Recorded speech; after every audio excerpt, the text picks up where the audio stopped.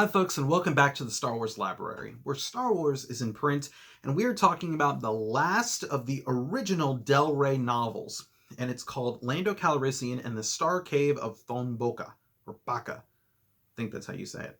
Anyways, it's by L. Neil Smith, and it is the last of the Lando Calrissian trilogy. Now, again, I have it in the lovely trade paperback here, but of course you can get it individually, and they're still reprinting it today. You will probably find it under the term Classic Star Wars. So it's strange to say this, but this story honestly feels like we're wrapping up a real trilogy. I've said this a couple times. The Han Solo Adventures by Brian Daley, the initial trilogy of novels from Delray, it felt like just three standalone adventures. Not saying that they were bad, just that it didn't feel like a three-part story. It just was three individual adventures that was collected as a trilogy because it was written by the same author. This one feels like a real trilogy. So the story in this book. So Lando and Volfe Ra are accused of destroying Rentasa and Calrissian. Some of these names are really hard to pronounce. So basically, they're attempting to save the species, the Aswat. I'm butchering these names. I apologize, from destruction. Lando, of course, encounters Roker Gepta again, who still wants revenge. And so, again, another thing I like about this trilogy is that there's an overarching villain. There's a villain that keeps showing up in the three parts. So again, it feels cohesive, that there's a same villain there. So, Volfe Ra's origin is explained a little bit more here, which is nice. He reveals some new abilities and protects Lando from from a lot of different things. And a very well-known scene in this story is Lando in a one-on-one fight with Gepta in space. Which is a very iconic scene. A lot of people who have reviewed this book have talked about that. And it is a very, intense and very iconic and very well-known scene. So there's no denial there. So, there are some spoilers here that I have to do. So if you don't want to hear spoilers, you can just go ahead and turn this off right now. What do I think? I think this story is great. Think it's really good. Okay, here's the spoiler. So Volfe's previous owner, who was Wet, actually turns out to be a traitor, which is kind of like a what kind of thing.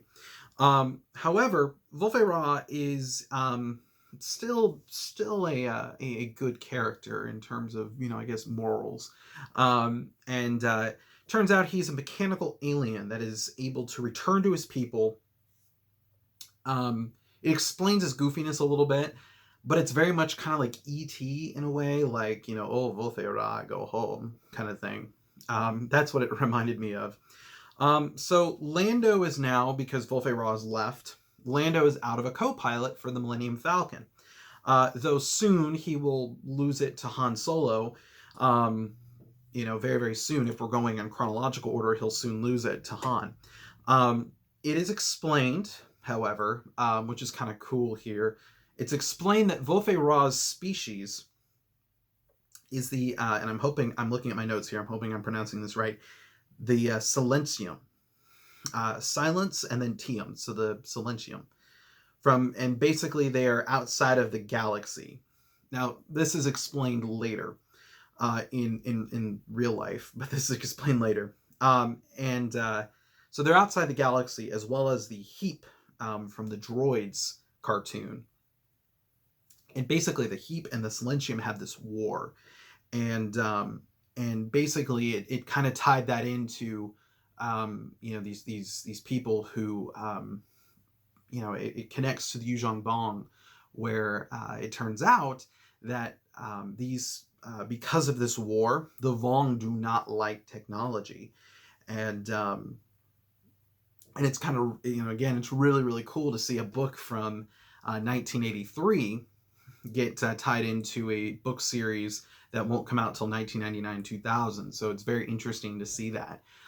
So again, it is really cool. So again, is this book an essential read?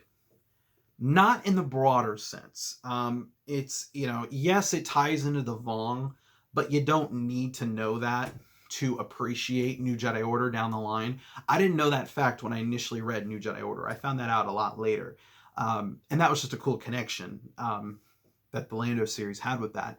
But it is not it's not going to, make or break your experience reading New Jedi Order.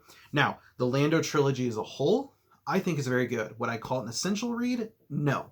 It doesn't impact the entire expanded universe. But again, they're fun, really well written, and very good stories. And again, the Lando series I like more than the Han Solo adventures simply because it forms more of a narrative trilogy. The trilogy, this feels more like a trilogy compared to the Han Solo adventures, which is pretty much just 3 adventures that Han and Chewie had to go through. Not saying they're bad, just saying that this feels more like a trilogy. And personally, do I like the stories a little bit more here? Yeah, I do. But the whole trilogy aspect does help a lot. So, folks, that is the end of this episode. We are now done with the initial Delray run of novels. Kind of weird to think about that, but I will see you next time with another episode of the Star Wars Library. May the Force be with you.